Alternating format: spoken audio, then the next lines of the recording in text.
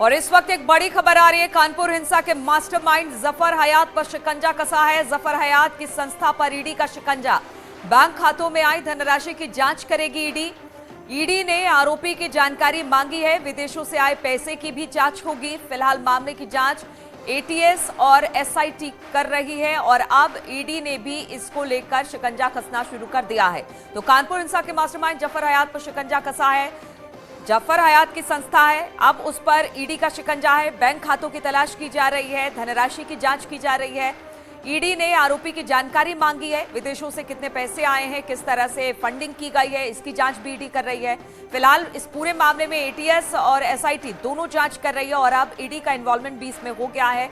बताया जा रहा है कि जफर हयात की संस्था की जांच की जा रही है, उसके बैंक खातों की जांच की जा रही है, कहां से इसके बैंक खातों में पैसे आए, विदेशी कितनी फंडिंग हुई है, इन तमाम बातों की जानकारी ईडी जुटाने में जुटी हुई है। लगातार इस पूरे मामले पर जांच हो रही है। फिलहाल इस वक्त की बात की जाए तो एटीएस और एसआईटी पहले से जांच कर रही थी और अब ईडी भी इस पूरे जांच में जुड़ गई है। और अब बात करते हैं अगली खबर की। कानपुर हिंसा से ही जुड़ी हुई है। अब तक 54 गिरफ्तार हो चुके हैं। देर रात 4 अन्य आरोपी भी गिरफ्तार किए गए हैं। 50 आरोपी पहले ही गिरफ्तार हो चुके हैं। वायरल वीडियो में दिख रहा है उपद्रवी पर एक्शन हुआ है। बेकनगंज थाना क्षेत्र में परेड भी करवाई गई है बवाल करने वालों की।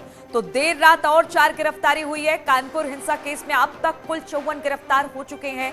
4 आरोपी गिरफ्तार किए गए हैं देर रात। 50 आरोपी पहले ही गिरफ्तार हो चुके हैं। वायरल वीडियो में दिख रहे उपद्रवियों पर एक्शन शुरू हो चुका है। बेकनगंज थाना क्षेत्र के परेड में हुआ था ये बवाल, जिसके बाद अब 54 लोग हिरासत में लिए गए हैं।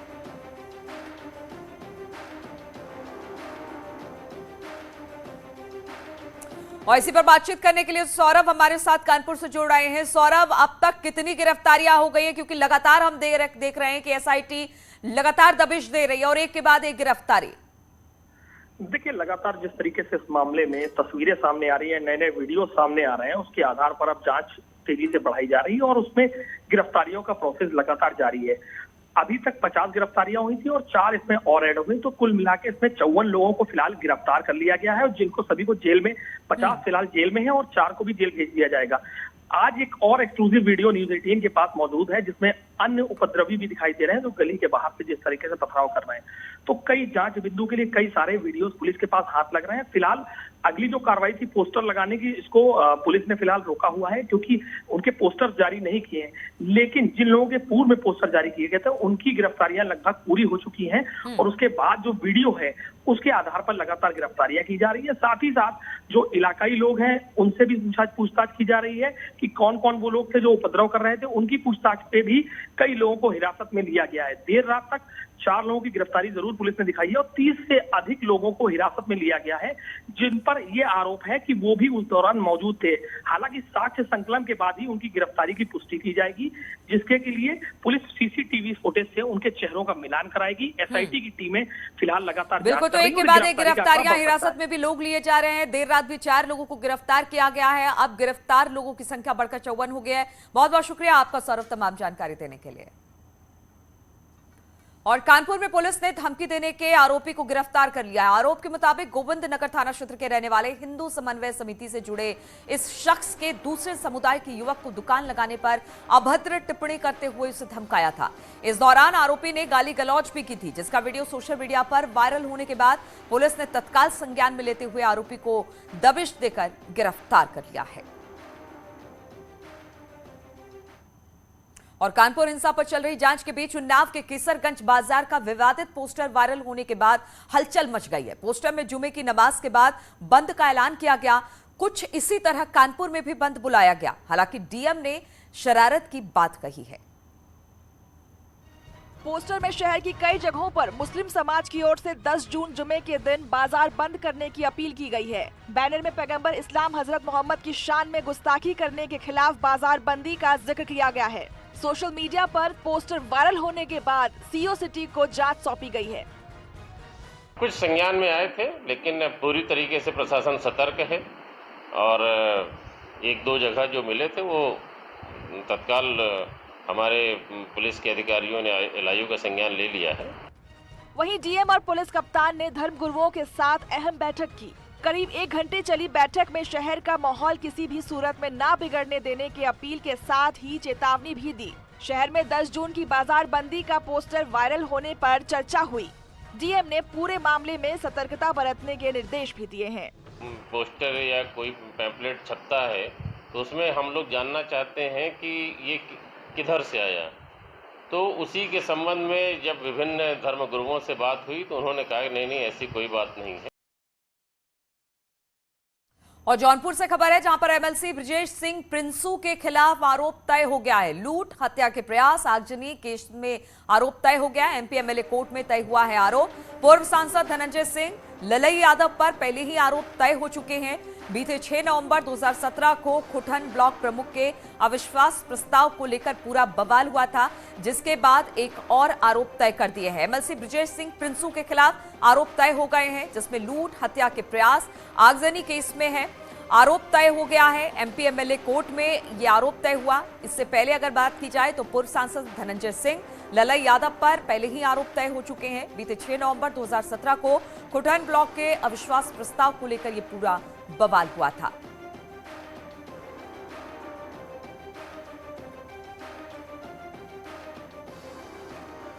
बातचीत करने के लिए मनोज पटेल इस वक्त फोन लाइन पर हमारे साथ जुड़ गए हैं। मनोज, हमने देखा कि पहले दो जो थे विधायक, पूर्व सांसद धनंजय सिंह और ललई यादव पर पहले ही आरोप तय हो चुके थे। अब एक और एमएलसी ब्रजेश सिंह प्रिंसू पर भी आरोप तय हो गए हैं। किस तरह के आरोप इन पर लगाए गए हैं? पूरा मामला जो है वो बीते 6 नवंबर 2017 का है। ब्लॉक प्रमुख खुटहन के चुनाव को लेकर है। तत्कालीन ब्लॉक प्रमुख उस वक्त थी सरजू देवी यादव थी, उनके खिलाफ अविश्वास प्रस्ताव लाया गया था। तो उस वक्त की राजनीतिक जो समीकरण थी जौनपुर जनपद की, वहां पर विधायक जो तत्कालीन थे साहगंज के शैलेंद्र यादव, ललई, धनंजय सिंह और एमएलसी ब्रजेश सिंह प्रिंसू एक तरफ से और दूसरी तरफ थे पूर्व सांसद कुंवर हरिवंश सिंह थे। तो उनकी बहू चुनावी मैदान में थी, कुंवर हरिवंश सिंह की नीलम सिंह थी चुनावी मैदान में। तो उस वर्चस्व की लड़ाई को लेकर खुटहन ब्लॉक पर जब अविश्वास प्रस्ताव की कार्रवाई की जा रही थी तो उस वक्त ये तीनों माननीयों एक तरफ थे और एक तरफ कुंवर हरिवंश सिंह थे। तो आमना सामना हुआ दोनों के समर्थकों और भारी संख्या में दोनों के गनर थे। वहां पर बवाल हुआ, आगजनी हुआ, तोड़फोड़ हुआ, मारपीट हुआ, गोली फायरिंग तक की घटना हुई। तो कई महीनों तक वो घटना चर्चा के विषय बने रही। अब एमपी एमएलए कोर्ट में मामला चल रहा था। अब जाके कोर्ट ने एमएलसी ब्रजेश सिंह प्रिंसू के खिलाफ भी लूट, हत्या के लूट और हत्या के प्रयास, आगजनी और तमाम तरह की बवाल की घटनाओं का आरोप तय करते हुए अब इस मामले में सुनवाई के लिए अगली तारीख जो है कोर्ट ने मुकर्रर की है। उसमें गवाही के लिए पूर्व सांसद कुंवर हरिवंश सिंह को कोर्ट ने बुला रखा है। ठीक है, बहुत बहुत शुक्रिया आपका मनोज जानकारी देने के लिए। और बलरामपुर से खबर है, जहां पर प्रधान ने 2 लोगों को गोली मार दी। इलाज के दौरान एक व्यक्ति की मौत हो गई है, दूसरा गंभीर रूप से घायल है। इमलिया ग्राम प्रधान पर गोली मारने का आरोप लगा है। तो इमलिया ग्राम प्रधान पर गोली मारने का आरोप लगा। बताया जा रहा है कि 2 लोगों को प्रधान ने गोली मारी। इलाज के दौरान एक व्यक्ति की मौत हो गई है, दूसरा इस वक्त गंभीर रूप से घायल है, जिसका इलाज चल रहा है। इमलिया ग्राम प्रधान है जिसने गोली चलाई इन दोनों शख्स पर।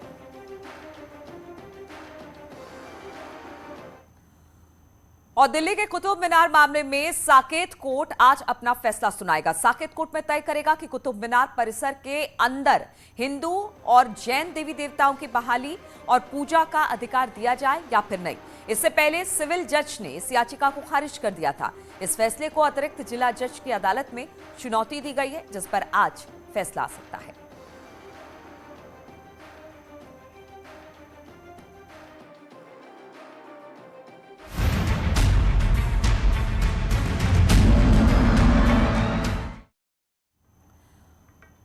और अब बात करते हैं एमएलसी चुनाव की। तो आज लखनऊ में बीजेपी के एमएलसी उम्मीदवार नामांकन दाखिल करने वाले हैं। सीएम योगी की मौजूदगी में सुबह 11:30 बजे बीजेपी के सभी प्रत्याशियों का नामांकन होगा। बताया जा रहा है कि सभी प्रत्याशियों को 11 बजे लखनऊ में बीजेपी मुख्यालय पहुंचना है। इसके बाद सभी प्रत्याशी विधानसभा जाकर नामांकन दाखिल करेंगे। डिप्टी सीएम केशव प्रसाद मौर्य, नरेंद्र कश्यप, दानिश आजाद अंसारी, जेपीएस राठौर समेत 7 मंत्रियों को टिकट मिला है, जो आज अपना नामांकन दाखिल करने वाले हैं।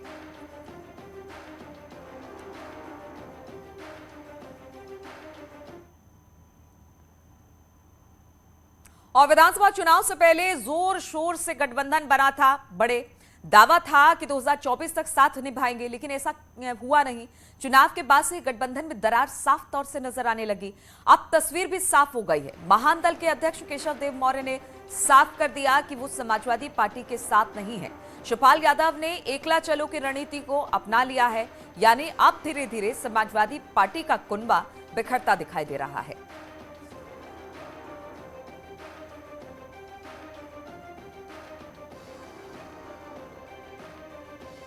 क्या करेंगे? जो तेवर, जो जनून, जो जज्बा पिछड़ों, वंचित, दलित, अल्पसंख्यक के अधिकार के लड़ने के लिए जो तेवर ओम प्रकाश राजभर के पास है, वो कौन नेता के पास तेवर है? तो मतलब ये 13 MLC अगर सपा से जाते हैं तो काट के उल्लू ही होंगे। अब वो जीत के जाएंगे, देखिएगा 5 साल में क्या इनकी जबान खुलेगी। 5 साल बीतेगा, धीरे धीरे धीरे धीरे, तो क्या ये आवाज इनकी सुनाई देगी समाज में?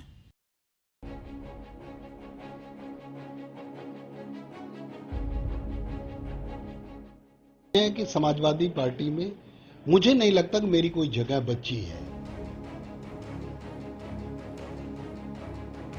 या और लोगों को जो तवज्जो दी गई वो चुनाव में मुझे नहीं दी गई।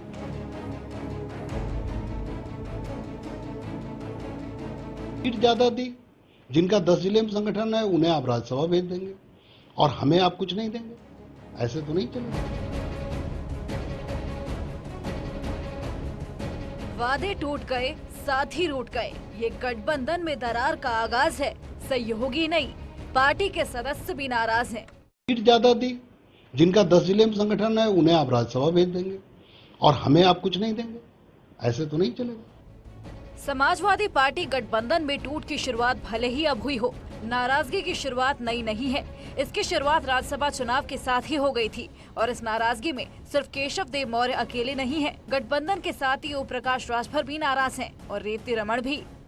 ये टिकट न मिलने की वजह से राज्यसभा में कार्यकर्ताओं की भावना आहत हुई है, इसलिए वो इस्तीफा दे रहे हैं।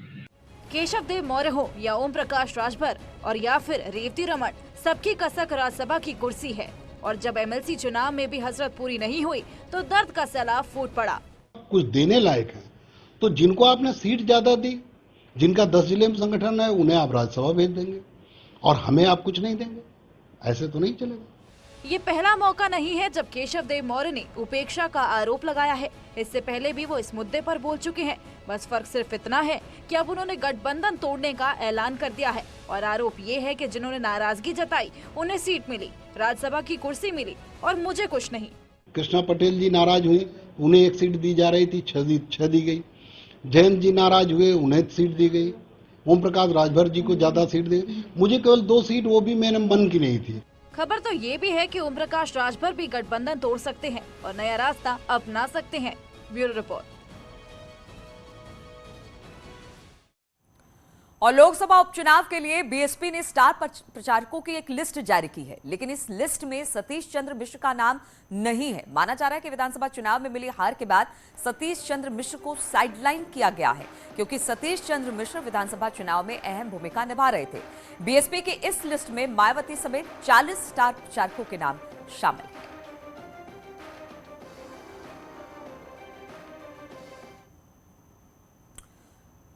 और रुकेंगे आप छोटे से ब्रेक के लिए, फौरन लौटेंगे।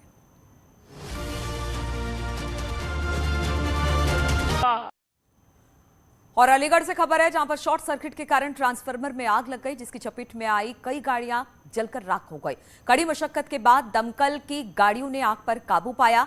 लोगों के मुताबिक ट्रांसफार्मर से निकली चिंगारी नीचे पड़े कूड़े में जा गिरी। देखते ही देखते आग ने विकराल रूप धारण कर लिया। घटना सिविल लाइन इलाके के अनोना हाउस के पास की बताई जा रही है।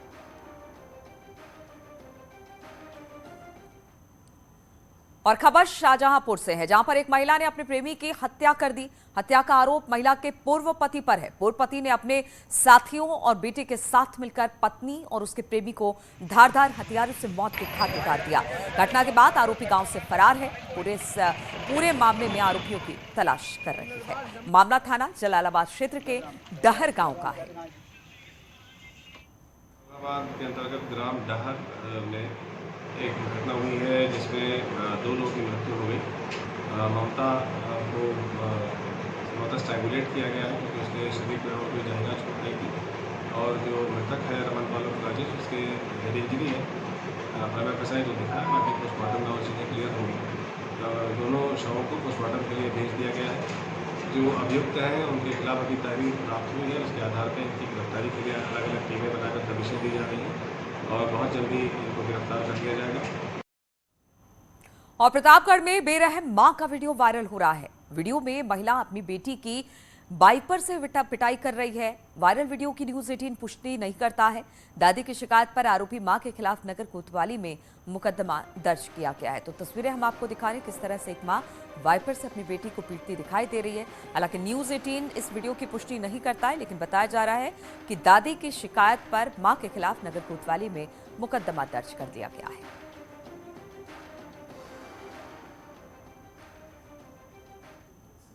और खबर मुरादाबाद से, जहां पर डीजे पर डांस को लेकर विवाद हो गया और फिर दोनों तरफ से जमकर मारपीट शुरू हो गई। लोगों ने एक दूसरे पर कुर्सियां भी चलाई। बताया जा रहा है कि शादी समारोह में बाराती डांस कर रहे थे। इसी बीच घर वालों से डांस करने के दौरान विवाद हो गया। फिर क्या, दोनों तरफ से जमकर मारपीट हुई है।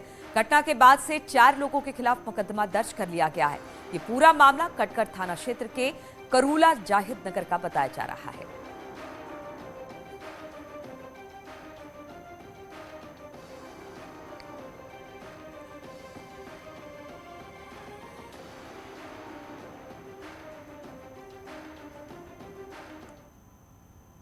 और अब एक नजर डाल लेते हैं 10 बड़ी खबरों पर।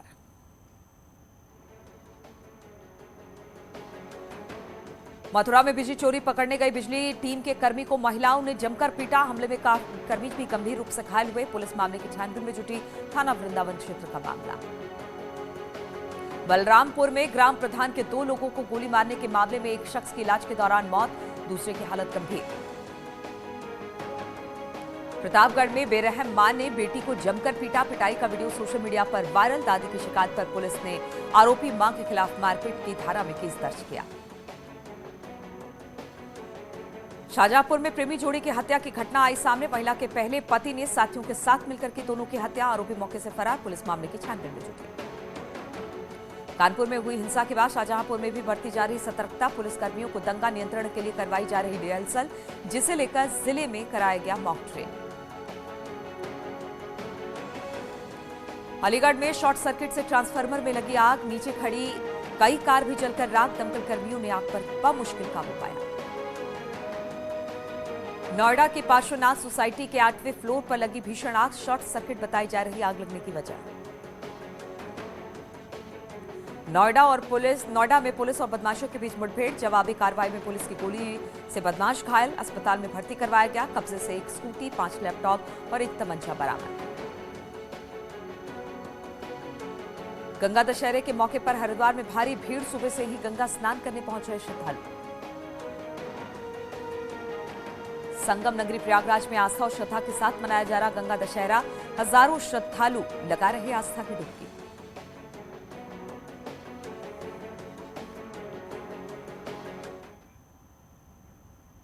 और हम सभी चाहते हैं कि हमारा अपना सपनों का घर हो, लेकिन योजना बनाने से पहले कुछ जरूरी बातों का आपको याद रखने की जरूरत है। आइए जानते हैं क्या है ये वजह। जब बात होती है आपके सपनों के घर के लेआउट की, तब ध्यान में रखना जरूरी होता है कि आपके घर की हर जगह और हर कोना उचित अनुपात और आकार का होना चाहिए। तभी आपका घर बनेगा न केवल सुंदर, पर रहने के लिए उपयुक्त भी।